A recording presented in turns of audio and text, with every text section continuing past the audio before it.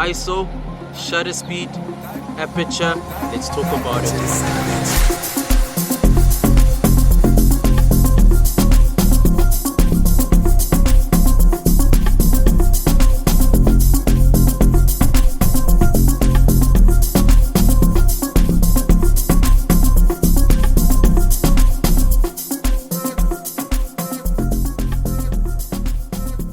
Exposure triangle.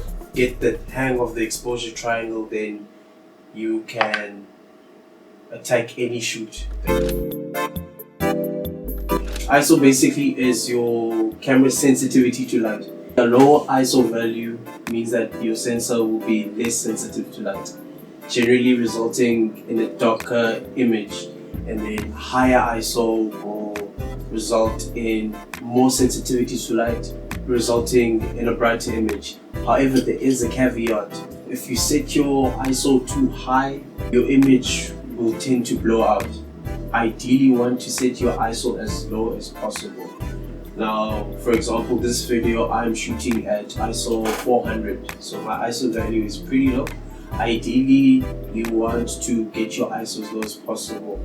Okay, let me give an analogy. If we're talking about sound, right? Imagine a sound recorder. The more sensitive you make a sound recorder, the more noise you pick up. So the same is true with ISO. ISO works similarly to how a sound recorder may work. So the higher the ISO, the more sensitive your camera is to light. So what tends to happen at high ISOs, maybe depending on your lighting situation, especially under low light, especially you get to 1600, 3200, you start picking up noise. The same way that you might set a sound device to be sensitive. That's how ISO works. So generally when you're shooting, try to get your ISO as low as possible. It's basically the opening of the lens, so how wide or how narrow the opening of your lens is, that allows the amount of light to come in. The wider your aperture, the more light that comes in.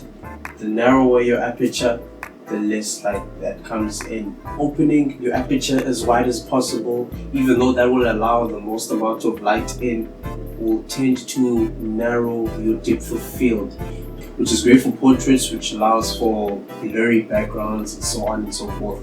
But for example, if you are shooting an image that has a lot of detail, you generally don't want to have a narrow depth of field. You want a wide depth of field. You want to capture all that information that is available in the scene. Your aperture number is basically a fraction, f over something. Basically, that's an inverse relationship. For mathematical reasons, that means the lower the number, the wider the aperture. The higher the number, the lower the aperture. So f1.8 is a wider aperture than f5.6 normally. So right here on this camera, I've got an f2.8 prime lens. So the wider you open the aperture, the more light you allow into the sensor, therefore the more exposed your image is. A thing that beginners tend to do, I'm still guilty of this a lot of the time, is that people put on their best lens that they have, they open the aperture as wide as possible, hoping to get that cinematic look. Depending on what you're shooting, you don't always want to get in focus shot, out of focus shot, blurry foreground, blurry background. Sometimes you're shooting a wide shot that needs everything in detail, or you're shooting a wide shot that has a lot of detail that needs you to have everything in focus. So sometimes if you have a nifty 50, opening your aperture up to f1.8 isn't what is always best for the shot. So sometimes you may need to bump it up to f5.6 so that you get everything in focus. So if it is dark, then adjust the other parameters, adjust your shutter speed, adjust your ISO. How fast or how slow your shutter closes. The higher the shutter speed basically means that less light comes in, and then your slower the shutter speed means more light comes in. I guess there's caveats to that. If you open your shutter speed long enough, you will get motion blur. So higher shutter speeds generally are used for low light situations, or if you're shooting in the sky at night, that type of thing. And then faster shutter speeds if you're shooting fast motion images. So maybe if you're shooting animals, pets that tend to run around, or if you're shooting sports, then you want to use shutter speeds. You want to use high shutter speed. Now, if you're shooting video, generally what you want to do is align your shutter speed with your frame rate so that you get good motion blur.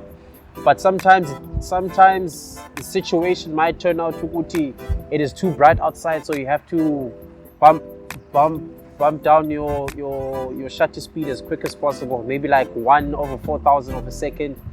It will affect your motion blur, but sometimes you have to do with what you have.